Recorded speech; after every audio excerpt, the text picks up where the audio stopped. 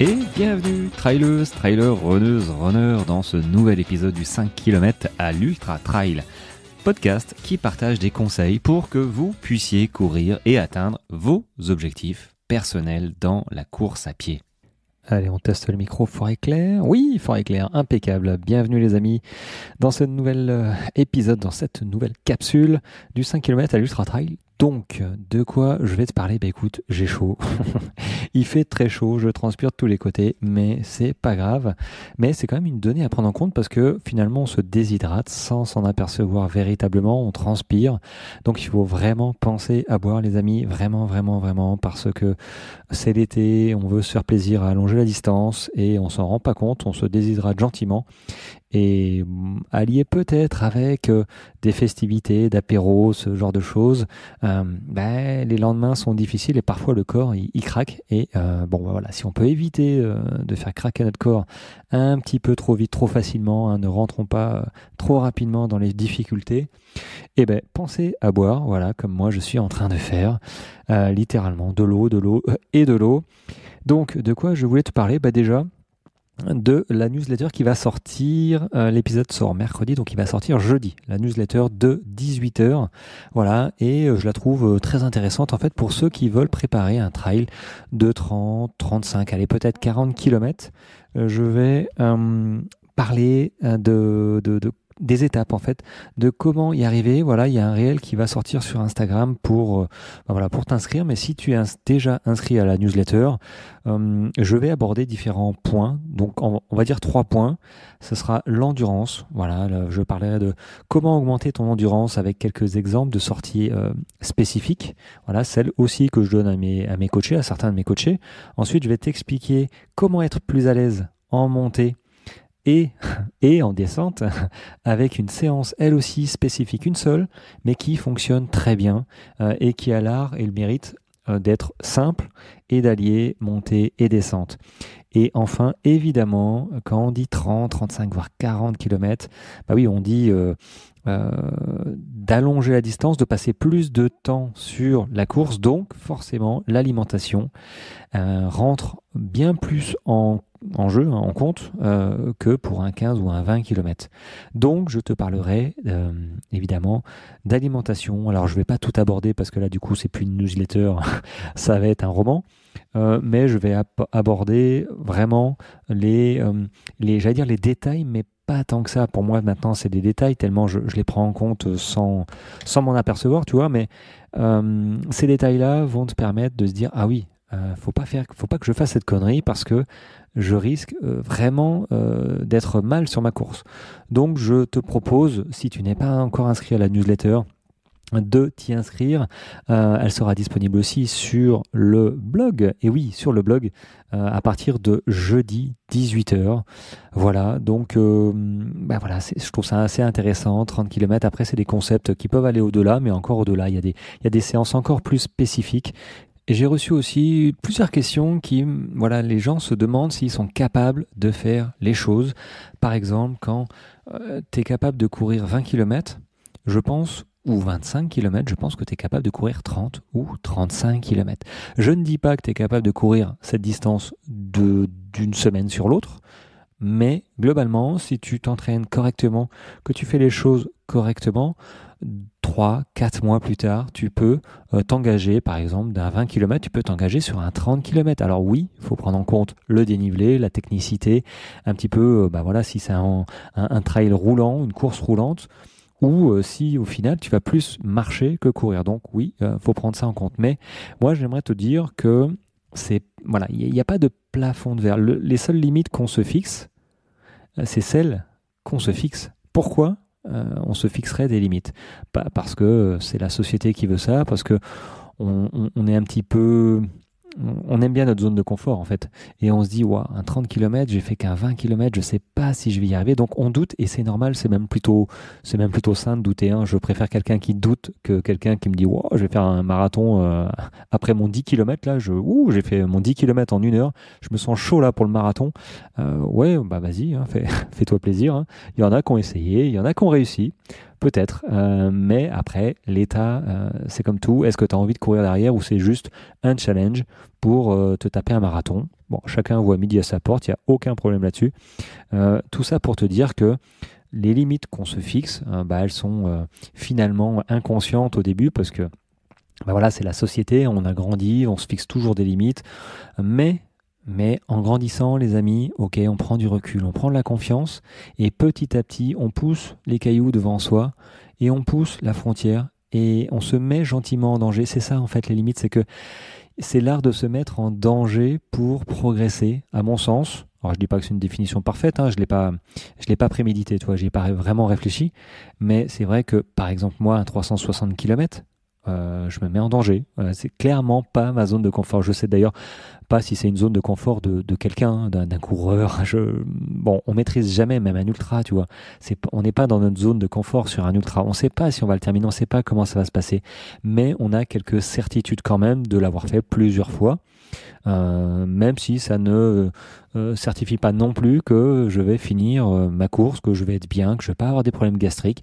Ah, c'est vraiment la beauté de ce sport, c'est cette incertitude liée à ta condition, liée aux éléments, liée à ton corps tout simplement.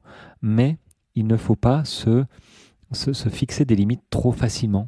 Il faut accepter de se mettre en danger gentiment et j'allais dire, et aussi ne pas aller too much. J'en connais qui, ok, ils ont fait un 20 km, bim, allez, on va se faire un 40 ou un 60. Bon, doucement les amis, ça va dans les deux sens. Autant il y en a qui sont un petit peu sur la défensive, autant il y en a qui sont un petit peu too much. Chacun se reconnaîtra dans mes propos, mais il faut respecter dans tous les cas une certaine progressivité. Après, ok, il y a une philosophie de course. Est-ce que toi, dans ton parcours de runner, de runneuse, tu accepterais peut-être de te blesser et de ne plus pouvoir courir derrière parce que tu as un syndrome de l'essuie-glace, tu as une connerie comme ça qui t'empêche de courir. Ou bien il faut absolument que non, toi, courir, c'est ton truc, ça te fait du bien aller au corps et l'esprit, un petit peu comme moi. Et du coup, vaut mieux être progressif, y aller vraiment petit à petit, quitte à se dire, ok, j'ai fait un 20 km, ok, le prochain je fais un 23, le prochain je fais un 25, ok, il n'y a pas de problème. Moi, limite, je préfère ça à me dire, à ce qu'on me dise, ok, j'ai fait un 20 km, là, j'ai arraché la godasse, là, j'ai envie de me faire, j'ai envie de me faire l'UTMB, là. Oups là, ok, ok garçon. Bah écoute, je peux pas grand chose pour toi. Non, on va pas prendre le coaching, hein. Je vais te dire non, ça sert à rien. Je voudrais pas avoir un avis négatif sur la préparation parce que dans tous les cas, ça va être too much. Tu vois, ce genre-là aussi, tu vois, c'est pas bon. Donc il faut être, j'allais dire, il faut trouver le juste milieu. Ceci étant dit, il faut accepter quand même de se mettre un petit peu dans notre zone en dehors de la zone de confort, la zone d'inconfort, tu vois. Et quand même être certain de ses forces en fait. Même si tu as fini dernière d'une course ou dernier d'une course de 15 km, que tu dis waouh, le 21, 22 km, je sais pas si c'est possible, tu as quand même fini ta course. Je veux dire, ton corps, il a accepté de courir pendant 1h30, 2 heures, 3 heures, je ne sais pas. Donc, il faut prendre conscience un petit peu de ce qu'on est capable, de ce qu'on a fait déjà dans le passé. Notre corps n'oublie pas, même s'il faut l'entraîner. Ok, à un moment, il faut se dire, ok, je doute, c'est normal, c'est bien, mais ok, je prends de la hauteur. Est-ce que vraiment, j'en suis incapable de faire cette course? Est-ce que vraiment, c'est vraiment too much pour moi? Est-ce que c'est un Everest pour moi? Ou est-ce que j'ai juste un peu peur de me mettre en danger, de pas y arriver parce que c'est une distance que j'ai pas maîtrisée, que j'ai jamais fait? Aïe, je sais pas. Bah écoute, voilà, je pense que si tu te fais cette petite introspection, tu auras ta réponse. Il y a un juste milieu à trouver, quel qu'il soit. Et après, ça s'appelle l'expérience. Voilà, tout simplement. Ou aussi faire confiance. Il y en a qui me posent la question. S'ils me posent la question, c'est qu'ils ont quand même envie, tu vois. Est-ce que je suis capable de faire ce 25 km, sachant que ma zone de confort, c'est 15 ou 16 km? Ils aimeraient, tu vois, mais ils ont juste besoin d'un avis extérieur. Et moi, voilà, l'avis extérieur, c'est, écoute, si ta zone de confort, c'est 16 km, je pense qu'à 25 km, c'est possible. en s'entraînant correctement, c'est possible. Il faut accepter de se lancer. On fait ça tout le temps, on a fait ça tout le temps. Quand on est petit, tu vois, quand on jette des bébés dans l'eau, bah, ils n'ont pas peur, ils n'ont pas cette notion de peur et ils y arrivent. Alors tu vas me dire c'est naturel, mais en grandissant, on se crée des peurs parce qu'on prend conscience du danger, ce qui est plutôt une bonne chose. Mais du coup, ça devient des limites et parfois c'est paralysant. Et il faut accepter parfois, de se dire, je vais avoir peur, mais je mets en place des choses qui me feront atteindre certaines certitudes, qui feront diminuer ces peurs et atteindre mon objectif de course qui va plus ou moins bien se passer parce qu'une course, ça reste quand même compliqué, surtout en trail. Hein, évidemment, la route, c'est encore différent. Mais en trail, on n'est pas certain. Il y a tellement de... Le terrain, déjà, il est casse-gueule. C'est possible que ça se passe pas bien. Mais quand même, il y a moyen de mettre des choses en place. Mais ces choses en place, il faut accepter dans un premier temps de prendre cette décision. Ok, je me lance.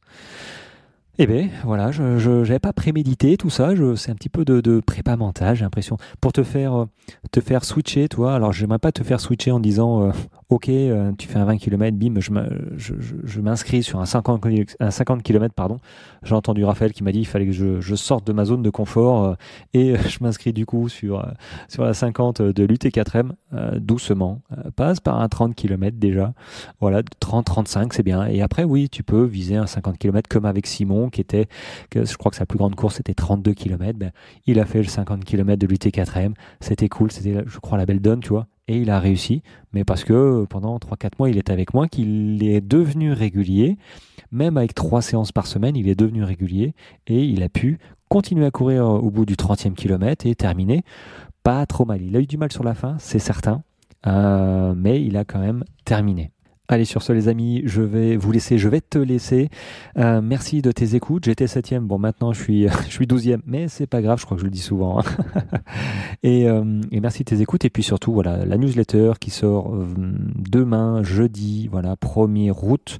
Pense à t'inscrire pour recevoir le lien qui va t'emmener après sur mon blog. Tous ceux inscrits sur la newsletter seront inscrits sur le blog, enfin recevront le lien du blog, mon nouveau blog privé.